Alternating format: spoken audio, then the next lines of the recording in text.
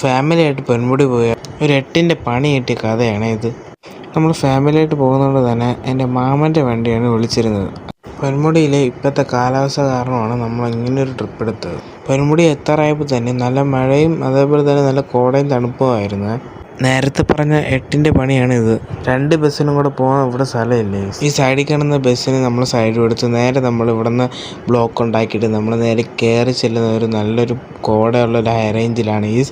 ഇവിടെ നിന്ന് നമ്മൾ നല്ല കോടയായിട്ട് കണ്ടപ്പോൾ തന്നെ നമുക്ക് മനസ്സിലായി മേളിൽ നല്ല ക്ലൈമറ്റ് ആണെന്ന്. നല്ല ക്ലൈമറ്റ് ആയതുകൊണ്ട് തന്നെ ഇവിടെ നല്ല ബ്ലോക്കും അതേപോലെ തന്നെ നല്ല തണുപ്പുമായിരുന്നു. അങ്ങനെ നമ്മൾ അവസാനമായിട്ടുള്ള ഹൈ റേഞ്ചിൽ കയറി നമ്മളവിടെ നിന്ന് ഫുഡും കഴിച്ച് ഒരു റിസോർട്ടിൻ്റെ അവിടെ ഉള്ളൊരു വ്യൂ ആണ് നമ്മളിപ്പോൾ കാണാൻ പോകുന്നത്. മഞ്ഞ് താഴോട്ട് ഇറങ്ങി വരുന്നതേ ഉള്ളൂ. ഇതൊരു 4 മണി ടൈമൊക്കെ ആയപ്പോഴാണ്. അങ്ങനെ നമുക്ക് മേളിലോട്ട് പോകാനുള്ള വിളി വന്നപ്പോഴത്തേക്ക് നമ്മൾ ഇവിടെ നേരെ തിരിച്ചു പോവുകയാണ്. അങ്ങനെ നമ്മൾ ഇവിടെ നേരെ തിരിച്ചിട്ടുണ്ട്. അപ്പോൾ ഇവിടെയൊക്കെ ആണെങ്കിൽ കോട ഇപ്പം ഇറങ്ങി വരുന്നതേ ഉള്ളൂ. അപ്പോൾ നമ്മൾ നേരെ ഇവിടെ നേരെ നമുക്ക് മേളിലോട്ട് പോകണം. അപ്പം ഇവിടെ നേരെ നമ്മൾ ബസ്സിലോട്ടാണ്.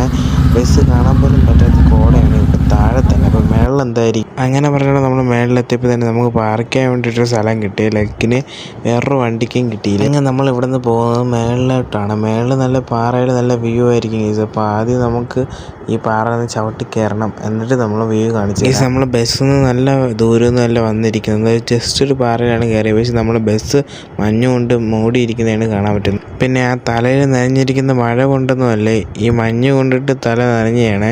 സത്യം പറഞ്ഞാൽ എനിക്കെന്തോ ലക്കുണ്ട്. ഞാൻ എപ്പോൾ പൊന്മുടി വന്നാലും നല്ല ക്ലൈമറ്റാണ്.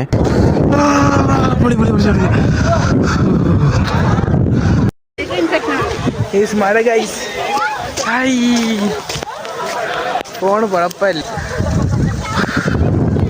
ഗൈസ്. അങ്ങനെ നല്ല മഴ കാരണം നമ്മൾ ഇവിടെ നിന്ന് ഇറങ്ങി ഗൈസ്. ഇനി നമ്മൾ അങ്ങോട്ട് പോകണ വഴി